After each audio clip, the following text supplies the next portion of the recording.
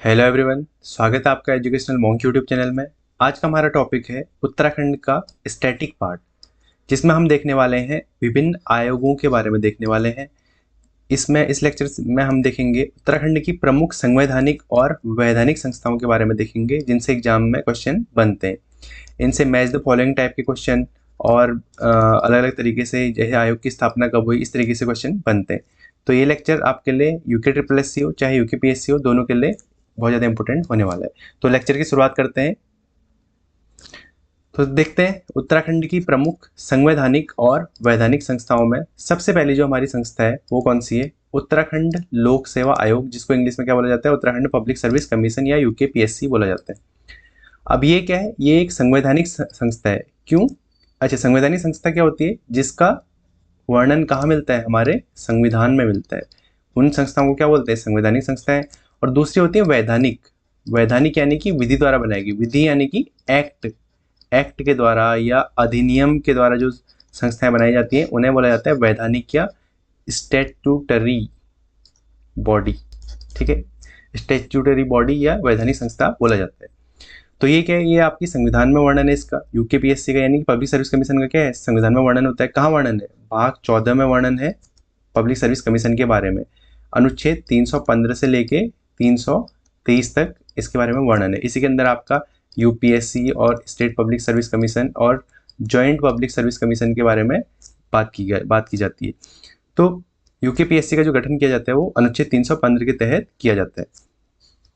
भाग 14 में तो हमने ये देखा। अच्छा, इसकी तरह साथ ये बताइए आप, भाग 15 में किसके बारे में वर्णन है? भाग 15 में आपका निर्वाचन के बारे में वर्णन है। ठीक है, कहाँ से कहाँ तक? अनुच्छेद 324 से लेके 329 ए तक, ये भी आपको पता होना चाहिए। अच्छा, फिर आगे देखते हैं। जो यूकेपीएससी होता है, इसका काम क्या होता है? उच्च स्तरीय प्रशासनिक सेवाओं की भर्ती कराना, यानी कि जो आपके एसडीएम और आपका डीएसपी, ये जो पोस्टें होती हैं, या तहसीलदार, ये सब पोस्टों के जो एग्जाम जो कराता है वो कौन कराता है? यूकेपीएससी कराता है। और इसकी स्थापना कब हुई? 14 मार्च 2001 को इसकी अधिसूचना जारी की गई। 14 मार्च 2001 को, ध्यान रखना। और 15 मई 2001 से ये एक संगठन के रूप में इसने कार्य करना प्रारंभ कर दिया। और इसकी संरचना में क्या होते हैं? एक अध्यक्ष और 6 सदस्य होते हैं। ये इंपॉर्टेंट चीज है, याद रखिएगा। एक अध्यक्ष और 6 सदस्य होते हैं। किसमें? यूकेपीएससी में। आगे देखते हैं। अच्छा, इसमें इंपॉर्टेंट चीज क्या है? इसके जो पहले अध्यक्ष थे वो कौन थे? एनपी नवानी। इंपॉर्टेंट चीज है, एनपी नवानी पहले अध्यक्ष थे। और पहली महिला सदस्य, मैं अध्यक्ष की बात नहीं कर रहा हूँ, सदस्य की बात कर रहा हूँ, वो कौन थी? सुधा रानी पांडे थी। और इसका बेसिकली जो कार्य संचालन वो किस तरीके से चलता है? लोक सेवा आयोग प्रक्रिया एवं व्यवसाय संचालन नियम 2013 के द्वारा इसका विनियमित किया जाता है। अच्छा, यहाँ पे ये लिस्ट दे रखी है जो जो अभी तक आपके यूकेपीएससी के चेयरमैन या अध्यक्ष रहे हैं। सबसे पहले कौन से रहे? एनपी नवानी सबसे पहले, याद कर लीजिए। 2001 में रहे थे। और अभी जो लेटेस्ट है वो कौन है? रविदत्त गोदियाल जी। 2023 से ये अभी तक कंटिन्यूस काम कर रहे हैं यूकेपीएससी के हेड के रूप में। अगले ऑर्गेनाइजेशन देखते हैं, यूके ट्रिपल एस सी। दूसरी ऑर्गेनाइजेशन जो एग्जाम कराती है आपकी कौन सी? यूके ट्रिपल एस सी, यानी कि यूकेपीएससी और यूके ट्रिपल एस सी, ये आपकी इंपोर्टेंट ऑर्गेनाइजेशन जो एग्जाम कंडक्ट कराती है उत्तराखंड के। Uttarakhand subordinate services selection commission, ये बेसिकली आपके ग्रुप सी के एग्जाम कराती है। और यूकेपीएससी क्या कराती है? ग्रुप बी और ग्रुप ए के एग्जाम कराती है। कौन? यूकेपीएससी। और यूके ट्रिपल एस सी किसके कराती है? ग्रुप सी के एग्जाम कराती है मोस्टली। यह क्या है कि ये वैधानिक निकाय, स्टैट्यूटरी बॉडी।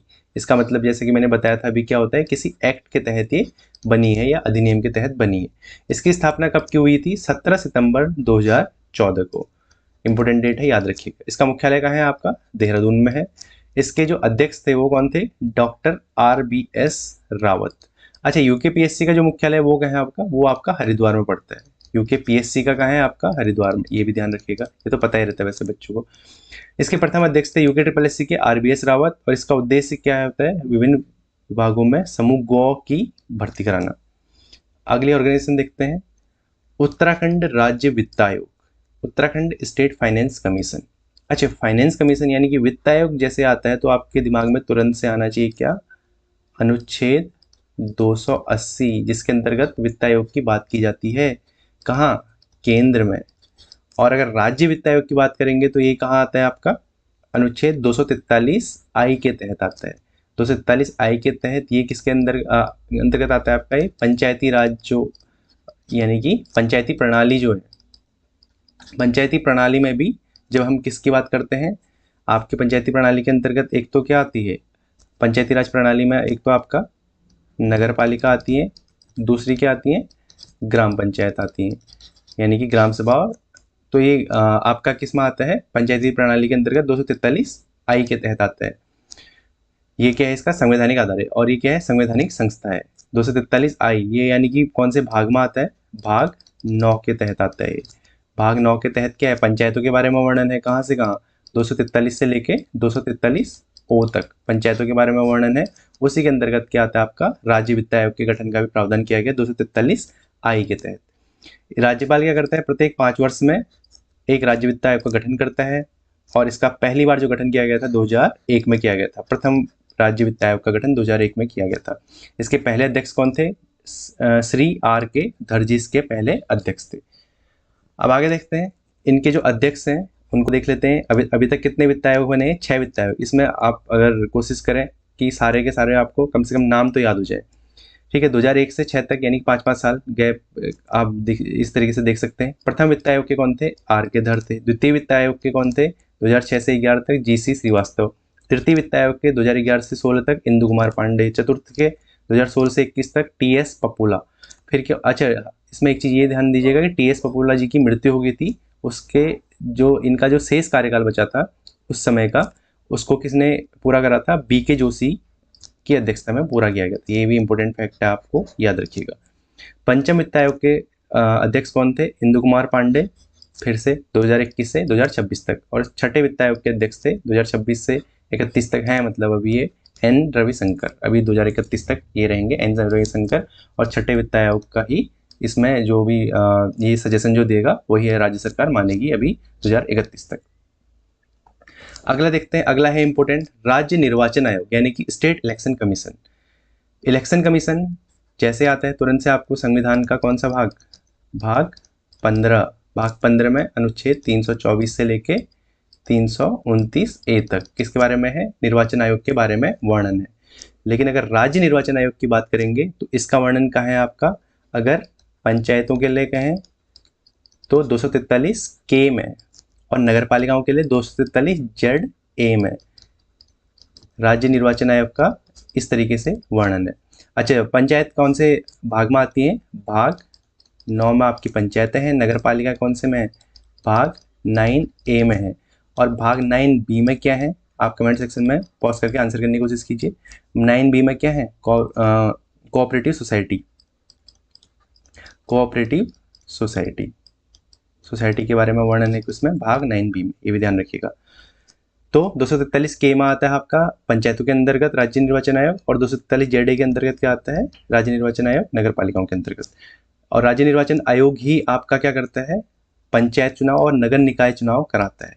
और विधानसभा चुनाव कौन कराता है, वो देश का निर्वाचन आयोग कराता है। यानी कि भाग 15 के अंतर्गत जो निर्वाचन आयोग आता है वो कराता है विधानसभा के और लोकसभा के चुनाव, और राष्ट्रपति के इलेक्शन भी यही कराता है। अच्छा, इसका राज्य निर्वाचन आयोग का जो गठन हुआ था उत्तराखंड में वो कब हुआ था, 30 जुलाई 2001 को, और इसका मुख्यालय कहाँ है, देहरादून में। अगला देखते हैं, ये क्या है, एक स्थायी आयोग है, बेसिकली संविधान में इसका वर्णन है, तो ये संवैधानिक आयोग भी बोल सकते हैं। इसमें क्या होता है, एक निर्वाचन आयुक्त होते हैं और उसके साथ सदस्य होते हैं, निर्वाचन आयुक्त के साथ अन्य आयुक्त भी होते हैं। प्रथम निर्वाचन आयुक्त कौन थे, दुर्गेश जोशी। तो दुर्गेश जोशी का जो कार्यकाल रहा था ये बस ध्यान रखिएगा। पहले कौन थे, दुर्गेश जोशी 2001 से लेके 2005 तक रहे थे, और अभी कौन है, सुशील कुमार 2024 से लेके अभी ये कंटिन्यूस अभी हैं हमारे कौन, सुशील कुमार जी। अगला देखते हैं, राज्य योजना आयोग। योजना आयोग के नाम पे अब क्या होता है, अगर इस केंद्र की बात करें तो योजना आयोग की जगह क्या आ गया है, नीति आयोग आ गया है। इसी तरीके से स्टेट में सेतु आयोग आया है, उत्तराखंड में सेतु आयोग, अभी देखते हैं इसके बारे में। तो राज्य योजना आयोग, स्टेट प्लानिंग कमीशन, ये पंचवर्षीय योजनाओं के तहत योजना आयोग की बात की जाती थी। तो लेकिन अभी क्या हुआ, जब से नीति आयोग की स्थापना हुई, यानी कि 2015 से 1 जनवरी 2015 से योजना आयोग की जगह क्या, नीति आयोग को लाया गया है। अच्छा, योजना राज्य योजना आयोग के बारे में देखते हैं। इसका गठन 21 मार्च 2001 को किया गया था। इसका मुख्यालय देहरादून में है। इसके अध्यक्ष कौन होते हैं? मुख्यमंत्री। ऐसे नीति आयोग के अध्यक्ष कौन होते हैं? प्रधानमंत्री, प्राइम मिनिस्टर। और इसके एक उपाध्यक्ष होते हैं, जैसे राज्य योजना आयोग के प्रथम उपाध्यक्ष कौन थे? भरत सिंह रावत थे उत्तराखंड में। इसमें क्या हो गया है, जैसा कि मैंने बताया कि योजना आयोग को समाप्त कर दिया गया है 2015 से, और उसी तर्ज पे स्टेट में भी राज्य योजना आयोग को समाप्त कर दिया गया है, और इसके स्थान पर स्टेट में उत्तराखंड में सेतु आयोग का गठन किया गया है। अब आगे देखते हैं सेतु आयोग के बारे में। सेतु आयोग का सबसे पहली चीज तो इंपॉर्टेंट क्या हो जाता है? इसका पूरा नाम state institute for empowering and transforming Uttarakhand. SETU आयोग का नाम इंपॉर्टेंट है, याद रखिएगा। ऐसे ही नीति आयोग, नीति आयोग का भी फुल फॉर्म पूछी जा सकती है। National institute for transforming India करके नीति आयोग का पूरा नाम है। ठीक है। अच्छा, सेतु आयोग की स्थापना कब की गई? 3 मई 2023 को उत्तराखंड कैबिनेट ने नीति आयोग की तर्ज पर सेतु को मंजूरी दी थी, और जुलाई 2023 में इसका औपचारिक गठन हुआ। ध्यान रखिएगा, जुलाई 2023 से। इसकी संरचना में क्या होते हैं? अध्यक्ष कौन होते हैं? मुख्यमंत्री। और उपाध्यक्ष कौन होते हैं? नियोजन मंत्री, यानी कि कोई मुख्यमंत्री जिसको नियोजित कर देते हैं वो इसका उपाध्यक्ष हो जाता है। अगर मुख्यमंत्री नियोजन मंत्री यानी कि दोनों नियोजन मंत्री, मतलब जो इसका एक तरीके से गठन में इसको नियोजित करते हैं या गठन करते हैं, इस तरीके से सेंस आता है, तो मुख्यमंत्री किसी अन्य मंत्री को उपाध्यक्ष के रूप में नामित कर सकते हैं। बेसिकली मुख्यमंत्री के पास पावर है कि वो किसी को उपाध्यक्ष बना सकते हैं, बस इतना याद रखिएगा। इसके अध्यक्ष कौन होते हैं? मुख्यमंत्री। और इसमें वर्तमान में जो उपाध्यक्ष है वो कौन है? राजशेखर जोशी जी। अगला है उत्तराखंड राज्य महिला आयोग, Uttarakhand state commission for women. ये क्या है? ये विधिक आयोग है।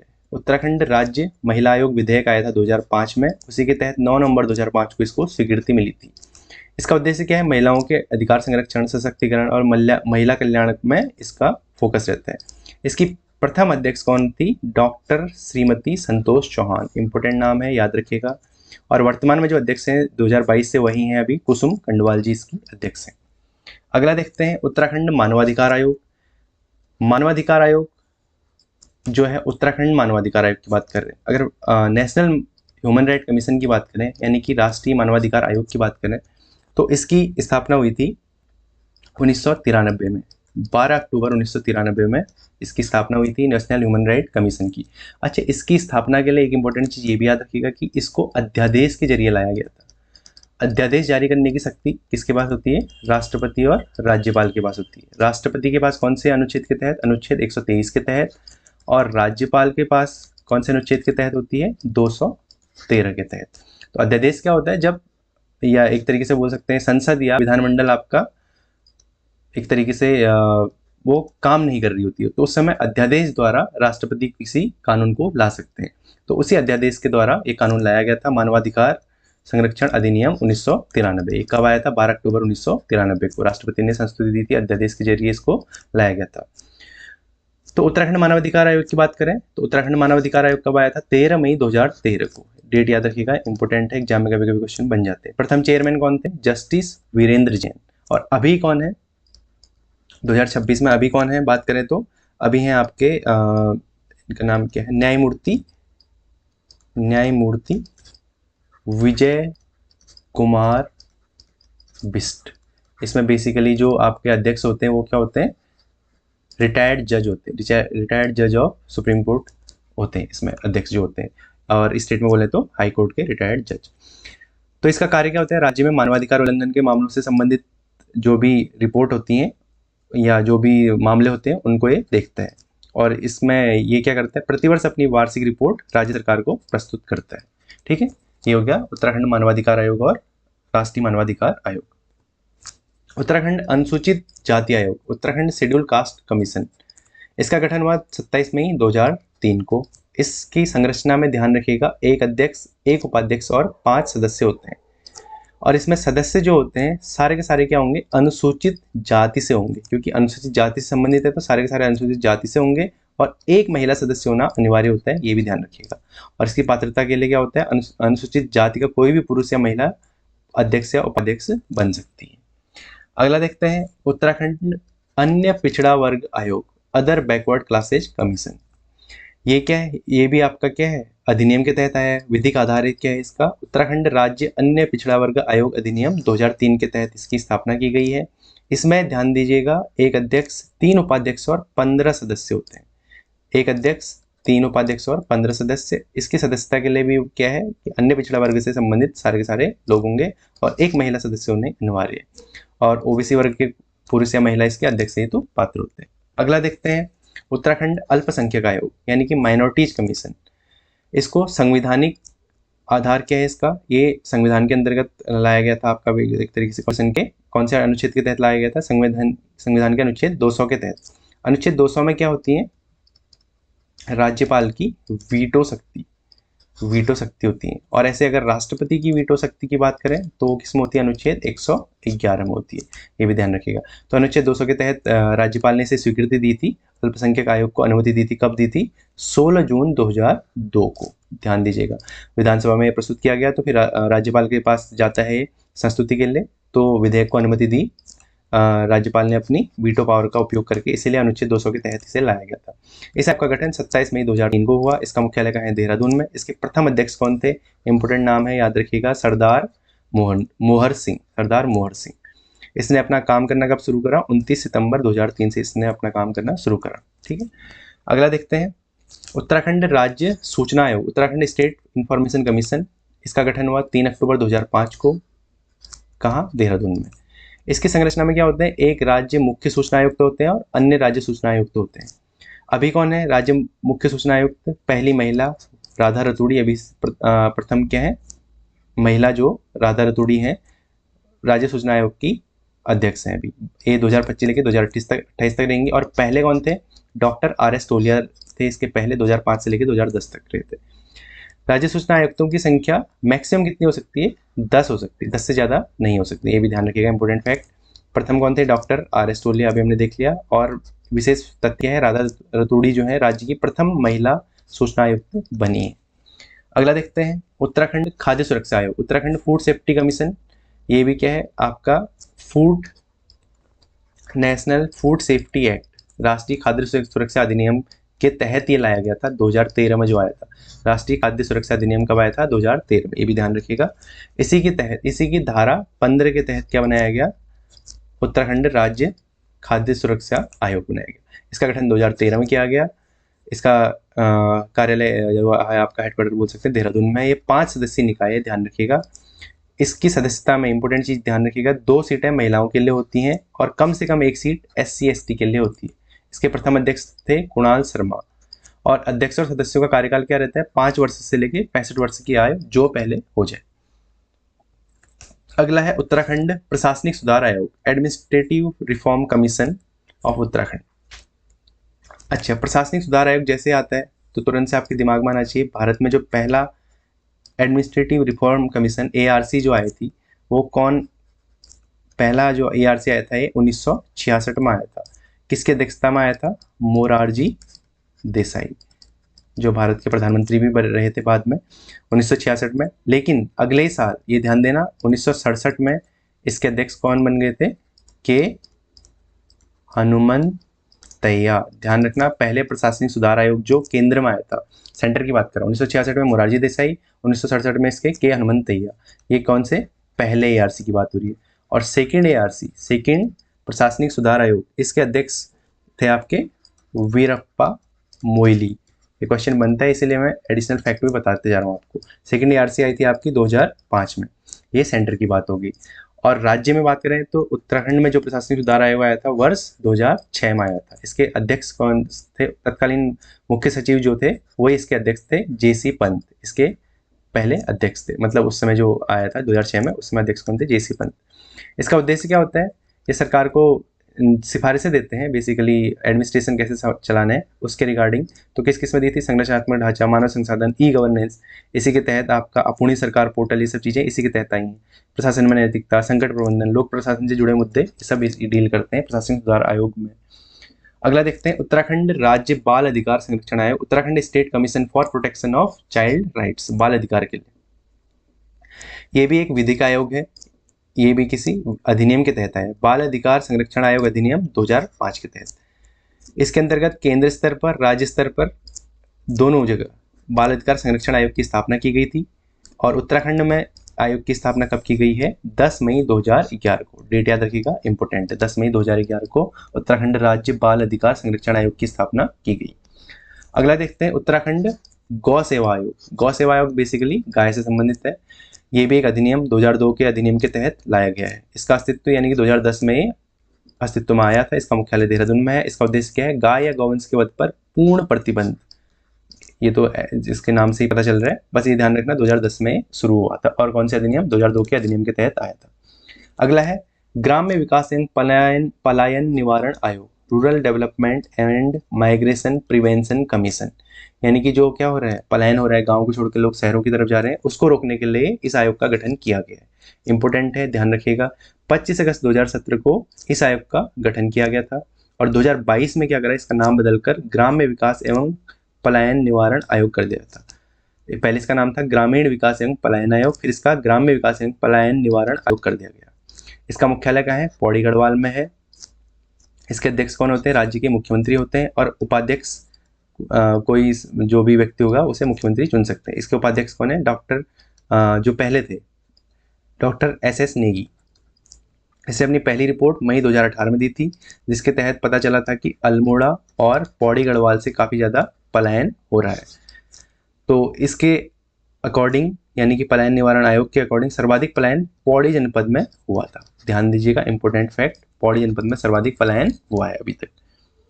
अगला देखते हैं राज्य किसान आयोग। इसका गठन 2016 में, दिसंबर 2016 में। हेडक्वार्टर कहाँ है? देहरादून में। बस इतना याद रखना है इसमें। राज्य सेवा का अधिकार आयोग, इसका उत्तराखंड राज्य सेवा का अधिकार अधिनियम के तहत किया गया और कब हुआ है पारित? 4 अक्टूबर 2011 को। डेट याद रखना इंपॉर्टेंट है। अगला देखते हैं उत्तराखंड लोक सेवा अधिकरण, उत्तराखंड पब्लिक सर्विस ट्रिब्यूनल। इसकी स्थापना उत्तराखंड जब गठन हुआ था उसके बाद उत्तर प्रदेश लोक सेवा अधिकरण अधिनियम 1976 के प्रावधानों के तहत की गई थी और इसकी स्थापना कब की गई? 28 मार्च 2001 को। इसका प्रारंभिक कार्य क्या था? 2004 में स्थायी बेंच ने नैनीताल से कार्य करना शुरू करा। प्रारंभिक कार्य इस तरीके से शुरू हुए और 2013 से इसका कार्यालय देहरादून में स्थानांतरित कर दिया गया। वैसे इसमें इसकी डेट याद रखिएगा, 2001 में बनाए है, 2013 से इसका कार्यालय कहाँ है? देहरादून में। अगला है उत्तराखंड राज्य जिला उपभोक्ता विवाद प्रतितोष आयोग, state of Uttarakhand district consumer dispute redressal commission. इसका विधिक आधार किसके तहत आता है? उपभोक्ता संरक्षण अधिनियम 1986। इंपोर्टेंट फैक्ट है, याद रखिएगा, उपभोक्ता संरक्षण अधिनियम कब का है? 1986 का है। ये उपभोक्ताओं के अधिकार निर्धारित करता है, अधिकारों के संरक्षण का प्रावधान करता है। इसमें त्रिस्तरीय संरचना होती है। इंपोर्टेंट चीजें इसमें बहुत सारी। ये राष्ट्रीय आयोग, राज्य आयोग और जिला आयोग यानी कि 3 लेवल पे चलता है। ये ज्यादातर हमने देखा कि राष्ट्रीय और राज्य होते हैं, लेकिन इसमें जिला आयोग भी होता है, ध्यान दीजिएगा। 2002 में राज्य उपभोक्ता विवाद प्रतितोष आयोग का गठन किया गया उत्तराखंड में। उत्तराखंड में 2002 में किया गया इसका गठन। अभी 13 जिला आयोग यानी कि हर जिले में एक एक आपका उपभोक्ता विवाद प्रतितोष आयोग है। इसके अध्यक्ष की नियुक्ति राज्य सरकार द्वारा की जाती है। उच्च न्यायालय के कार्यरत या सेवानिवृत्त न्यायाधीश इसके अध्यक्ष होते हैं और इनके सदस्यों की नियुक्ति एग्जाम के अकॉर्डिंग की जाती है।